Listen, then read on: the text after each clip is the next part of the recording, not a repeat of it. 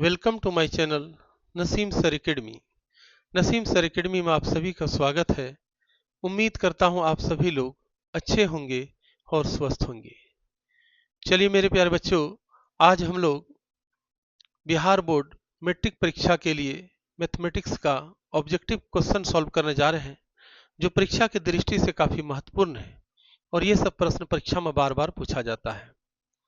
मेरे प्यारे बच्चों, आज आप लोग हमारे वीडियोज में शुरू से आखिर तक बने रहिएगा, क्योंकि जितनी भी प्रश्न आज हम कराएंगे ये सभी प्रश्न बहुत ही महत्वपूर्ण है और ये सब प्रश्न आपको परीक्षा में देखने को मिलेगा।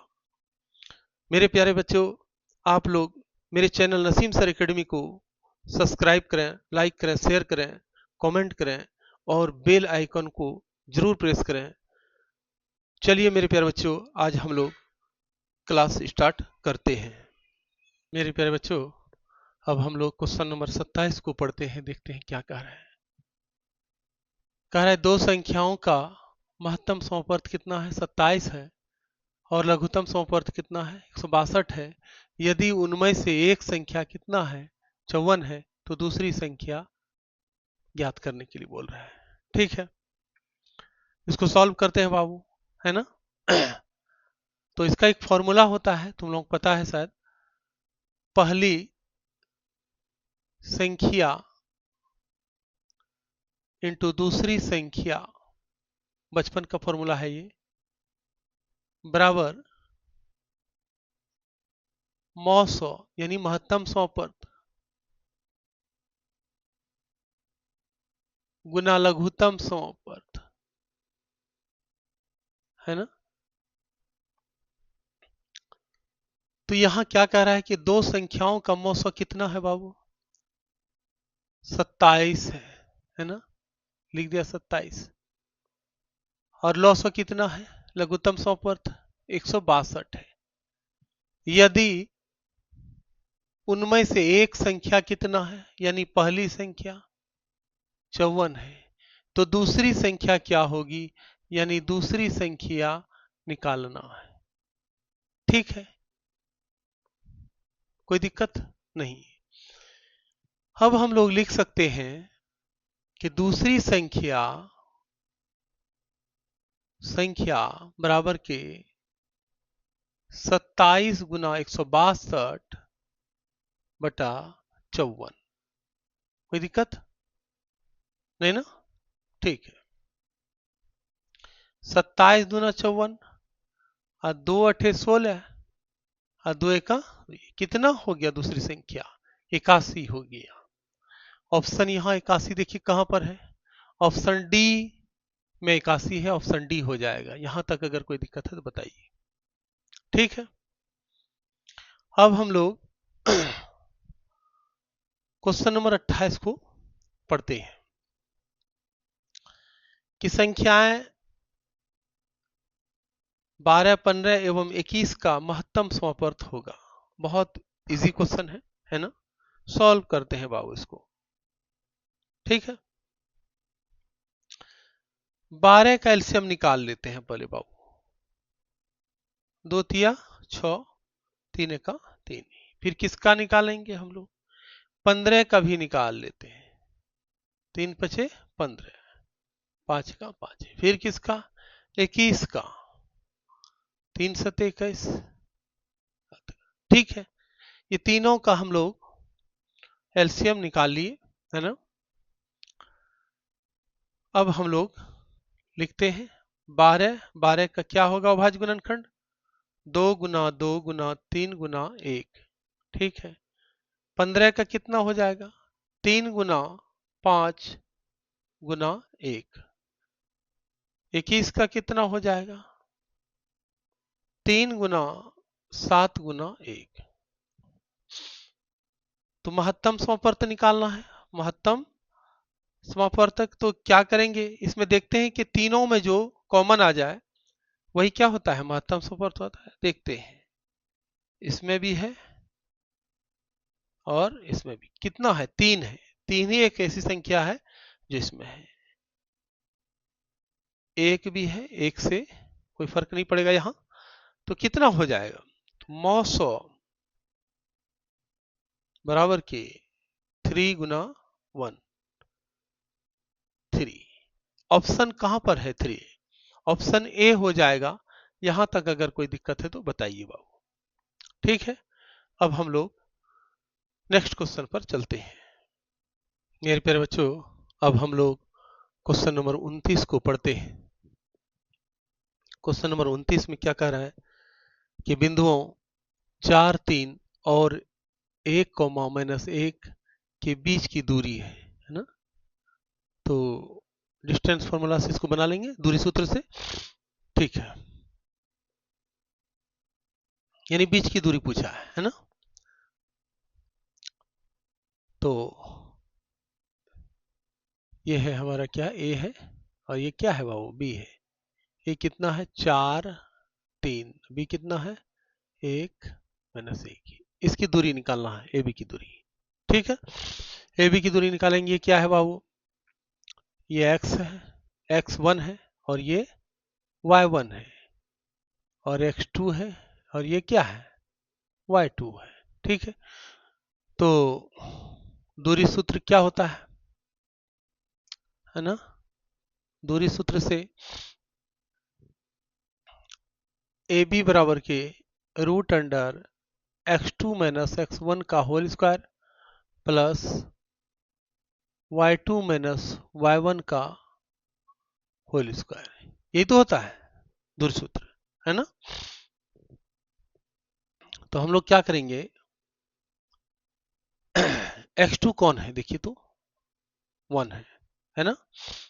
1 ले लिए माइनस फॉर्मूला का, और x1 कौन सा है 4 है, ये 4 है, स्क्वायर कर देंगे बाबू, बीच में प्लस है। y2 कौन सा है -1 है ना, फिर फॉर्मूला का माइनस। ठीक है, y1 कौन सा है 3 है, इस तरह लिख सकते हैं। ठीक है, अब हम लोग इसको सॉल्व करते हैं। एक में 4 चला गया, ब्रैकेट को सॉल्व करते हैं पहले। -3 पर स्क्वायर हो जाएगा बाबू, है ना, -3 पर स्क्वायर। ठीक है, -3 पर स्क्वायर। ठीक है, प्लस दोनों माइनस है तो क्या करेंगे, जोड़ देंगे, -4 हो जाएगा पर स्क्वायर। तो 3 तिया 9, माइनस माइनस प्लस हो जाएगा गुना होने के बाद, और फिर 4 चौके 16, ये भी क्या हो जाएगा माइनस माइनस प्लस हो जाएगा। ठीक है, अब ये कितना हो गया, रूट अंडर 25। 25 का रूट, 25 का वर्गमूल कितना होता है 25, 5 हो जाएगा। तो ये कितना आंसर हो जाएगा 5 इकाई, है ना। तो दूरी कितना हो जाएगा बीच की दूरी 5 इकाई। ऑप्शन देखिए कहाँ है, 5 इकाई, ऑप्शन बी हो जाएगा इस प्रकार।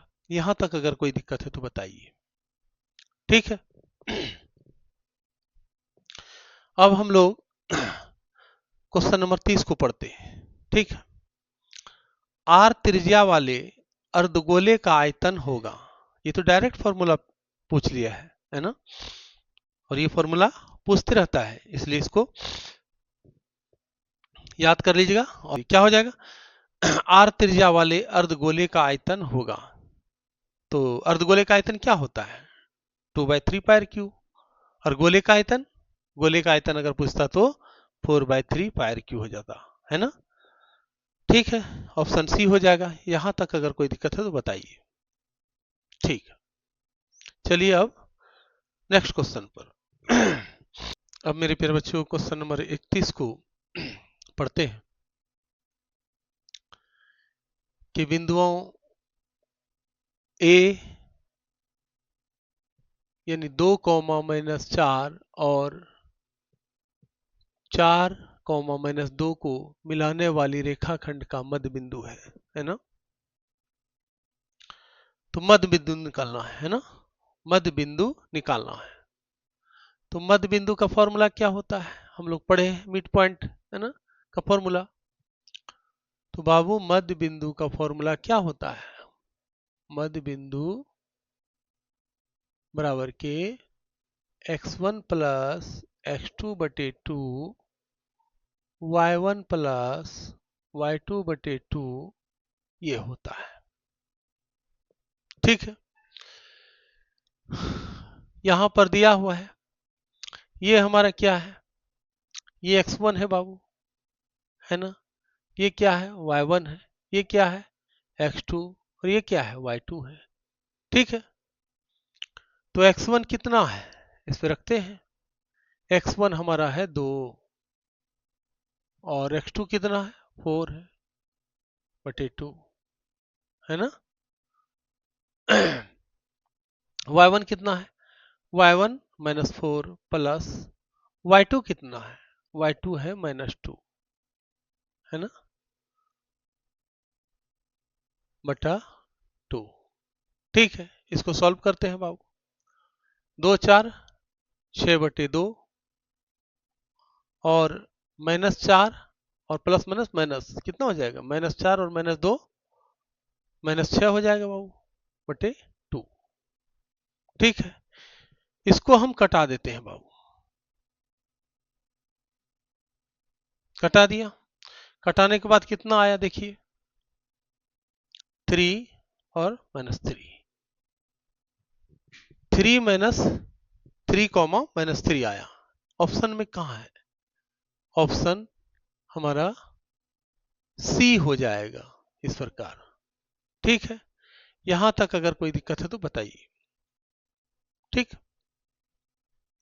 अब हम लोग क्वेश्चन नंबर 32 को पढ़ते हैं। क्वेश्चन नंबर 32 देखिए क्या कर रहा है, एक द्विघात समीकरण का घात होगा, द्विघात समीकरण का घात क्या होता है, 2 होता है ना।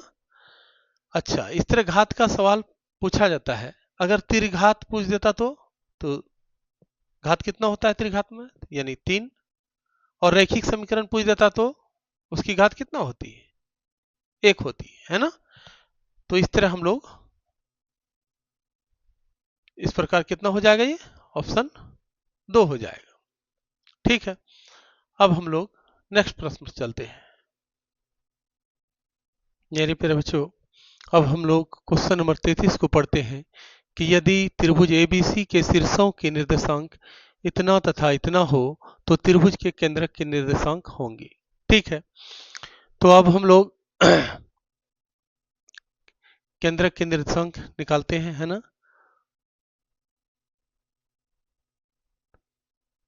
त्रिभुज के केंद्रक के निर्देशांक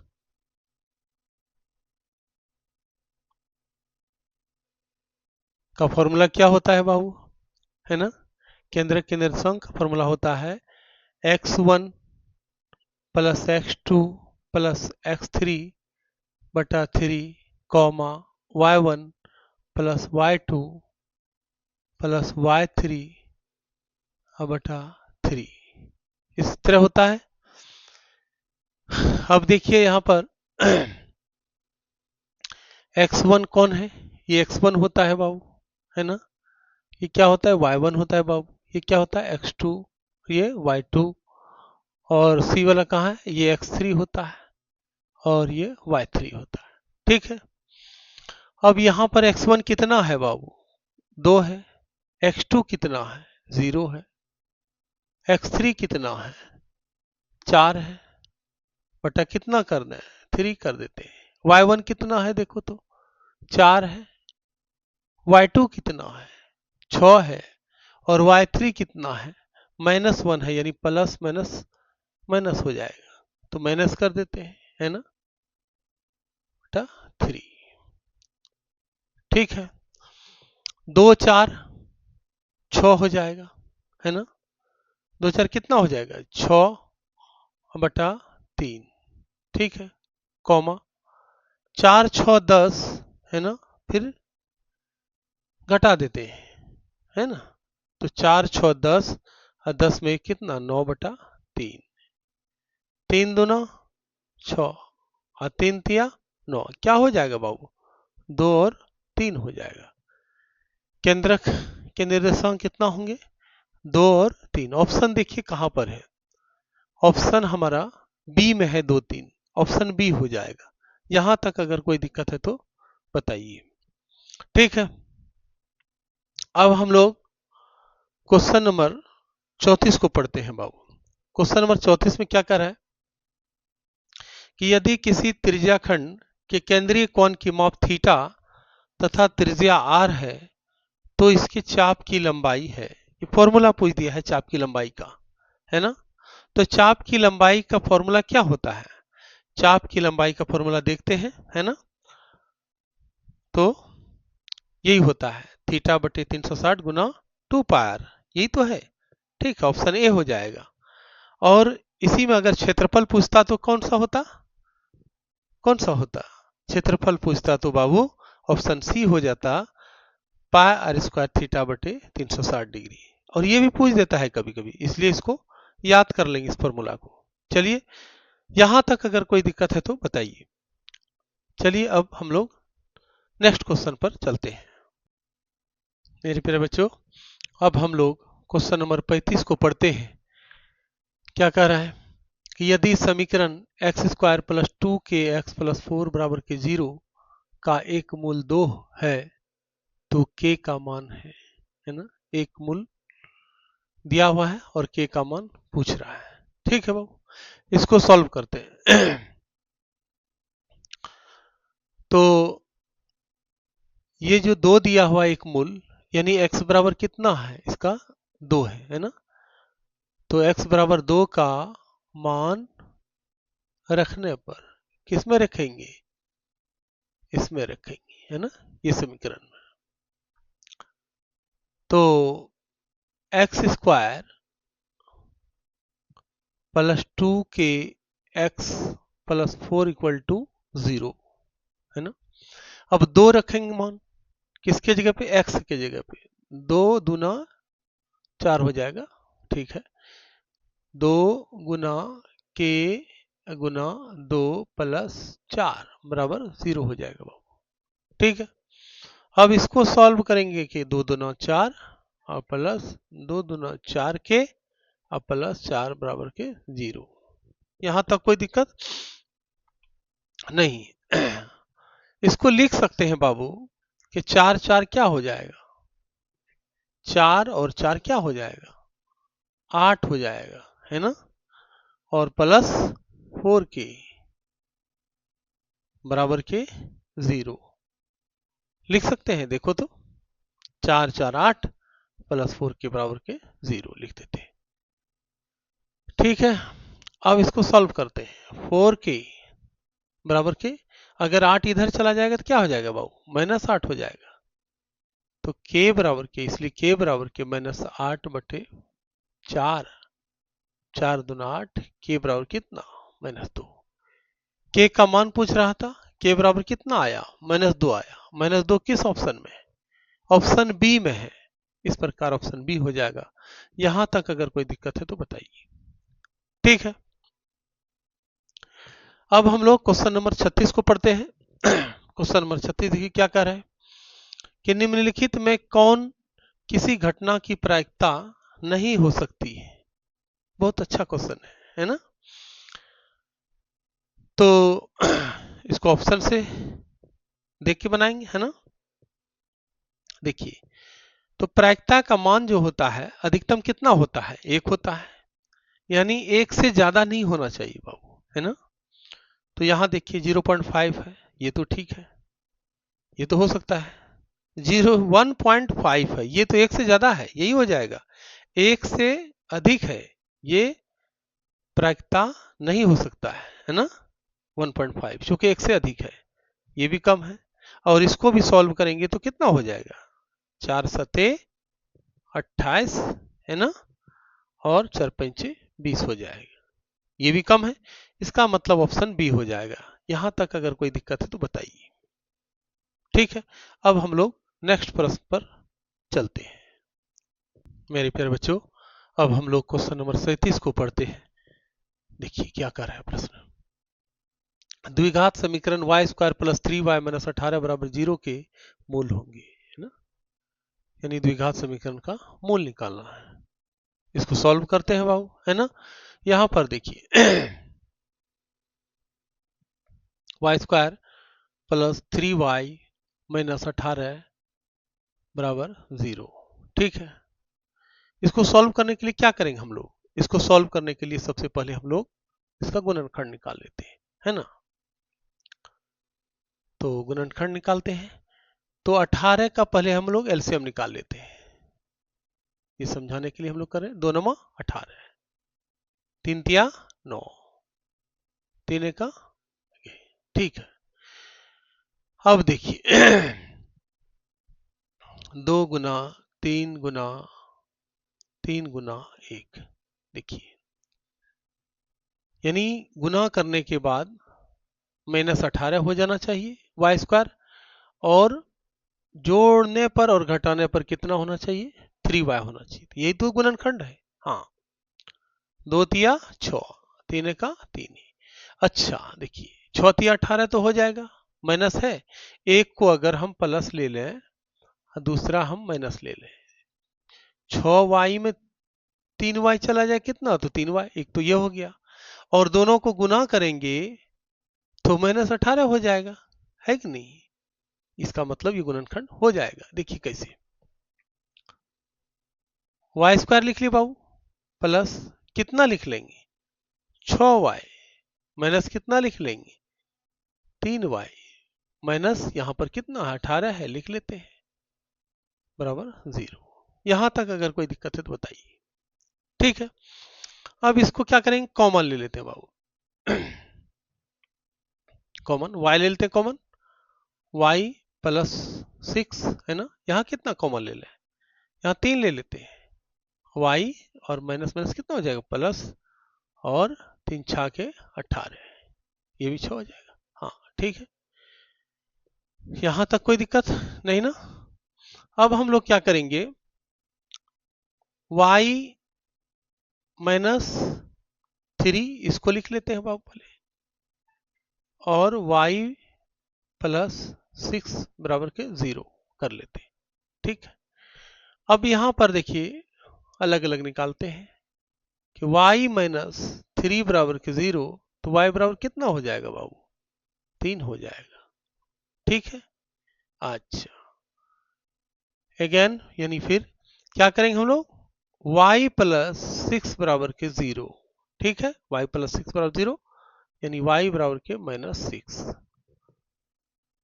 तो -6 और +3 किस में है? ऑप्शन ए हो जाएगा बाबू इस प्रकार। यहां तक अगर कोई दिक्कत है तो बताइए। ठीक है, अब हम लोग क्वेश्चन नंबर 38 को, क्वेश्चन नंबर 38 को पढ़ते हैं। y अक्ष का समीकरण है, y अक्ष का समीकरण है। तो y अक्ष का समीकरण जब भी पूछे तो x बराबर के क्या करेंगे? 0 कर देंगे, है ना। और अगर इसी पे पूछता x अक्ष का समीकरण है तो क्या करेंगे? y बराबर 0 कर देंगे। आता है ऐसा प्रश्न, इसलिए याद रख लेंगे, है ना। तो इस प्रकार हमारा ऑप्शन ए हो जाएगा। यहां तक अगर कोई दिक्कत है तो बताइए। उम्मीद करता हूं आप लोगों को हमारा वीडियो अच्छा लगा होगा। तो प्लीज आप लोग मेरे चैनल नसीम सर एकेडमी को आप लोग सब्सक्राइब करें, लाइक करें, शेयर करें, कमेंट करें, और बेल आइकन को जरूर प्रेस करें। अब हम लोग अगले पार्ट में, पार्ट 4 में मिलते हैं। उसमें भी काफी महत्वपूर्ण प्रश्न सॉल्व करेंगे, इसलिए आप लोग जरूर उसको भी देखिएगा। तब तक के लिए बाय।